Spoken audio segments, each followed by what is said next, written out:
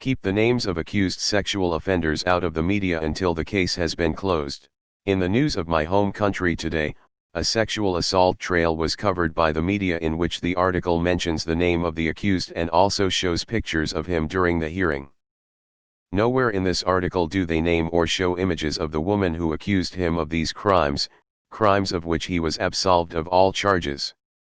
Say what you will, his name is now out there. Though he is innocent, he is still tied to a false accusation that could follow him around and possibly affect his future.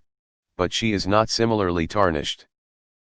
Either keep both of their identities hidden or both public. It's not fair to burden one and not the other, especially in a case like this, where the identity of the person who perpetuated a false sexual assault claim is being protected from the media.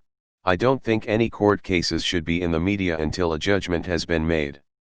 Regardless of the steps taken, as soon as any aspect is made public, it's an invitation for anyone to comment on it, judge the people involved, drag the name of a potentially innocent person through the mud. Keep the media out of the justice system.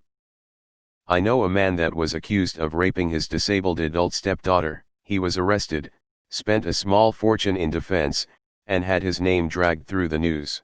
The date she claimed to be raped also happened to be the date he was receiving an award for all the work he had done for the community.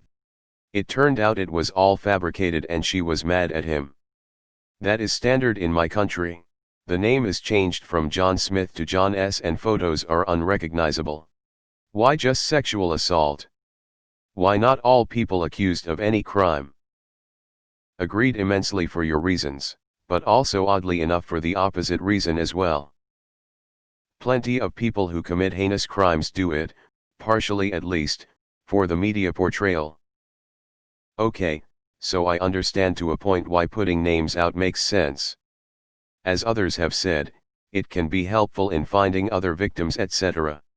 However, on the not guilty doesn't mean proven innocent thing people keep pointing out, you people are the problem. It's true that not guilty doesn't mean innocent, but the fact that you think your uninformed judgment is enough to consider someone guilty and treat them differently, compared to a full trial with witnesses and questioning and a jury, is the exact reason why the name of the accused should be kept quiet. Because random people feel that it's okay to discriminate against someone who was accused of something that they weren't convicted of. Imagine if you are accused of something and you go through the pain and ordeal of court, arrests, drain on your mental health, etc. You are cleared and then spend the rest of your life being targeted by idiots who saw some article on Facebook and want to be a hero. What if the justice system isn't going to do anything about it? We live in a society that believes people are guilty until proven innocent. Things like this only fuel that. I agree. I like this point, but I think if children are involved then there might be a good reason to get a name out there. Also, Epstein didn't kill himself. Not that I'd disagree with you, but let's remember that someone found not guilty is not someone proven innocent. And someone absolved of a crime does not mean that the accuser made false claims.